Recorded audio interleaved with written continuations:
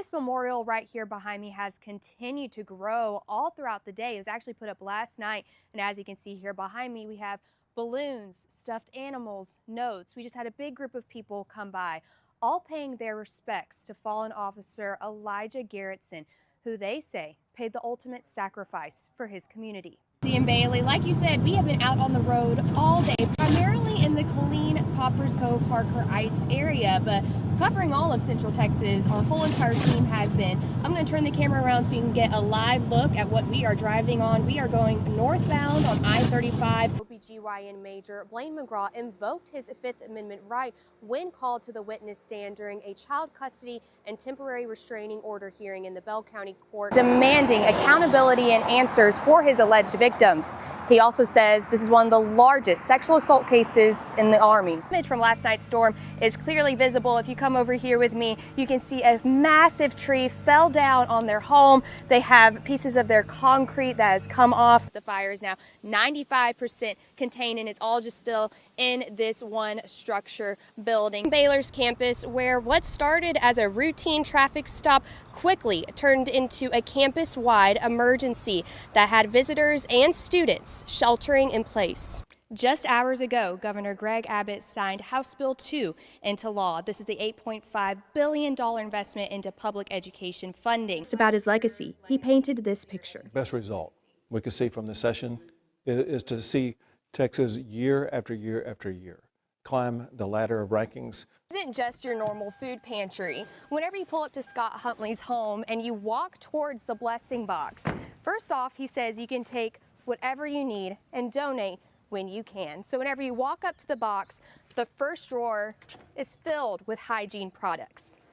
And whenever you open it up at the bottom is all the food items you may need. These aren't your average 18-wheelers, Bailey. These company trailers are delivering more than just products. They're part of the initiative Miles for Smiles with McLean Children's Hospital, featuring pediatric patients who have battled serious illnesses and injuries.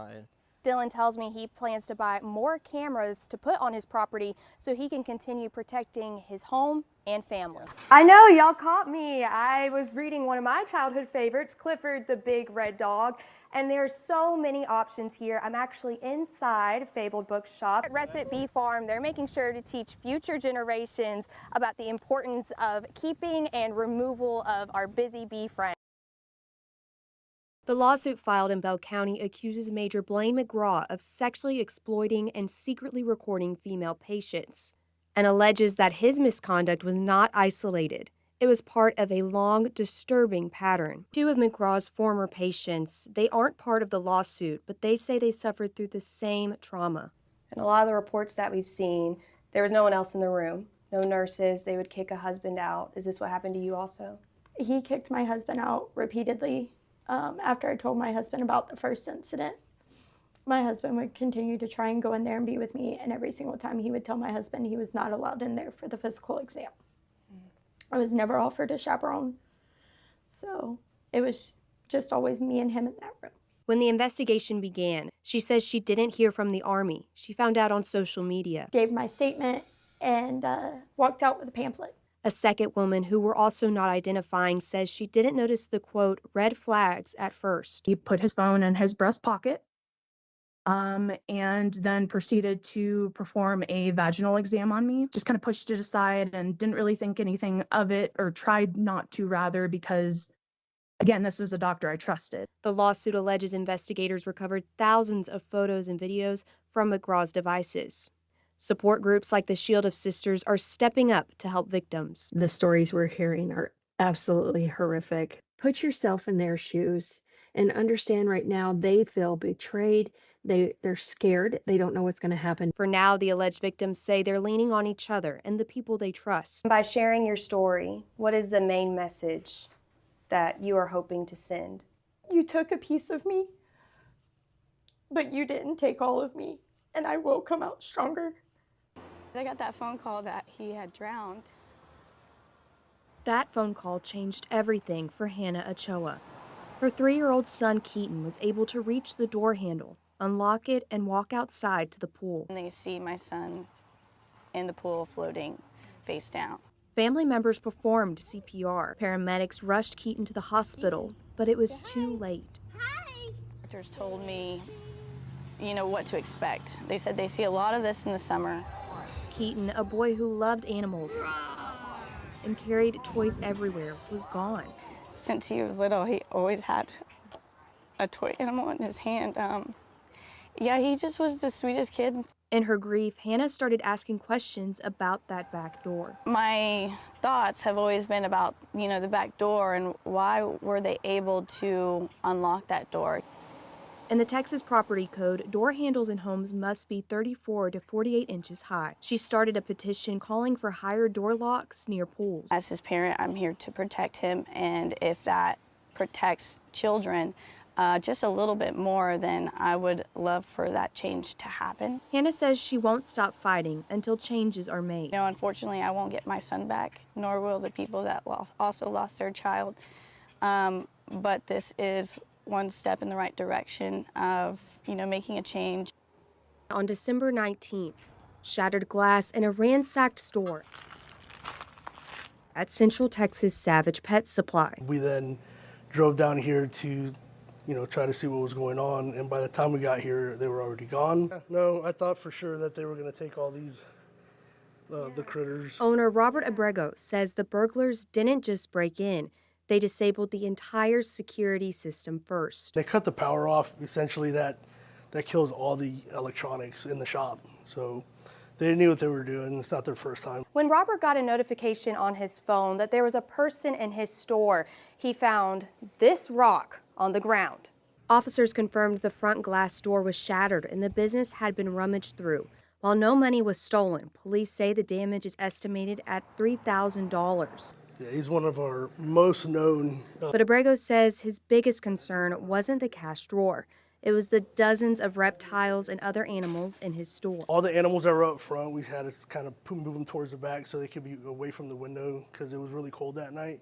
No animals died, but for Abrego and his family, the timing couldn't be worse during the holiday season. Stuff for our families, our own families, to go do and spend time and money as well. So now we're having to dip into our funds to fix stuff. Encore has to put a lock on this one. Abrego is warning other business owners to take action to protect their own stores. Why we want to bring awareness to a lot of the business owners around here, because there are measures that they can take to prevent some of that. He says he's not letting this break-in stop him from serving the community he loves. Love being here. We love the clean area. We love seeing all the kids and families come in and out of this shop. Julieanna Jackson, 6 News. Brandon and Joanna Newman's love story began 25 years ago. He was 13, she was 11, and they met on a camping trip. I professed my undying love for her at 13 years old and dated through high school and our high school sweethearts, and 18 years later we're still married. The Newmans built a life together in Salado, but their world changed forever. Brandon had a migraine for 6 days. He's always had migraines, but this one was different because it lasted so long. And he was nauseous, and the light was really bothering him. Joanna insisted Brandon go to the emergency room, but they got news they never imagined they'd hear. Told me that they found a mass on Brandon, and I lost it. The diagnosis, glioblastoma, specifically a rare giant cell variant. Rare enough to, there's not a lot of documentation on it, so we're just always, trying stuff, I guess. Doctors were able to remove 90% of the tumor, but the remainder was wrapped around a critical artery, leaving him with weakness on his left side. So his brain lost oxygen for a little period of time. Brandon faces months of intensive chemotherapy and radiation, but he's not facing this battle alone. When word spread about Brandon's diagnosis, neighbors organized meal trains, fundraising events, and created a support network. There's a lot of good in this world, and right here in Salado is a proven point that humanity is still really good. They know the road ahead is difficult, but they're facing it together. I've got family, I've got a wife, I've got things I've got to stay strong for. Moments when you don't understand why it's happening or, what the overall plan is. Holland ISD is buzzing with excitement, but it's not about a test or a football game. Mr. Wiley, have a delivery for you.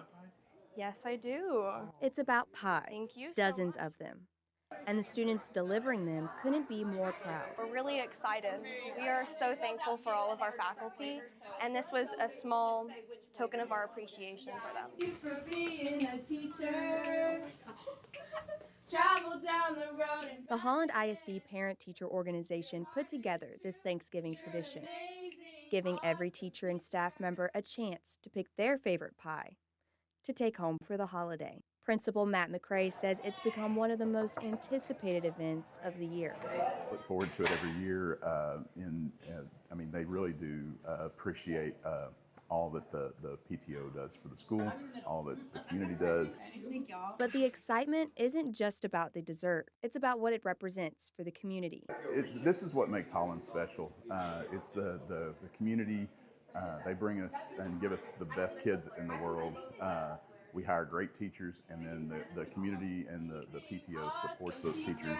Thank you for being a great teacher, Fogel. Thank you. I hear them talking in the hallways about which pie are you getting and which one's their favorite. They love it. Holland ISD students tell me that they are giving thanks one slice at a time. Anything shows that we care and we want to support them, even the smallest little thing. It's this kind of partnership between students, staff, and community that makes Holland ISD more than just a school. As for the principal's pie of choice, I got the lemon. Yeah, I'm a big fan of lemon. Julieanna Jackson, 6 News.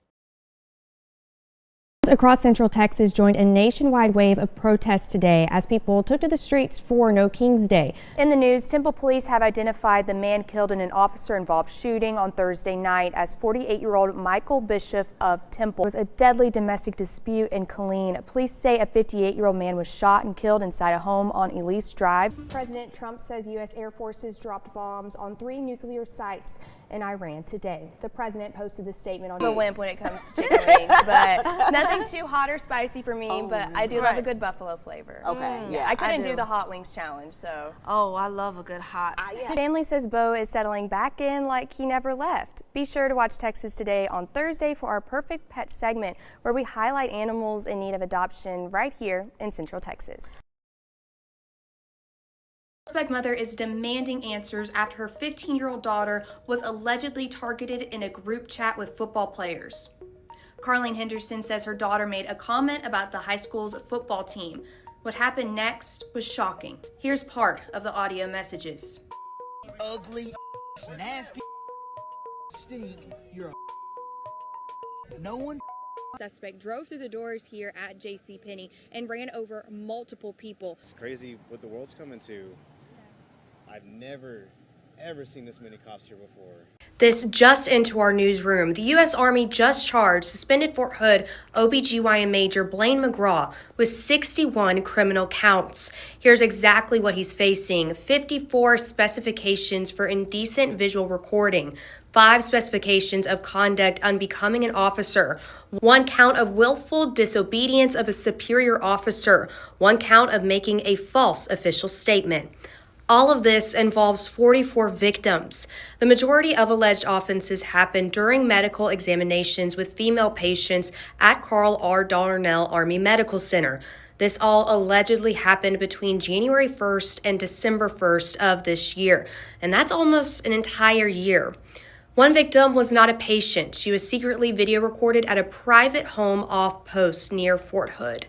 Let me walk you through how we got here. October 17th, a patient made an allegation of misconduct. CRD AMC leadership immediately suspended McGrath. Within hours, Army Criminal Investigation Division opened a formal investigation. McGrath was removed from all patient care duties and access to electronic records.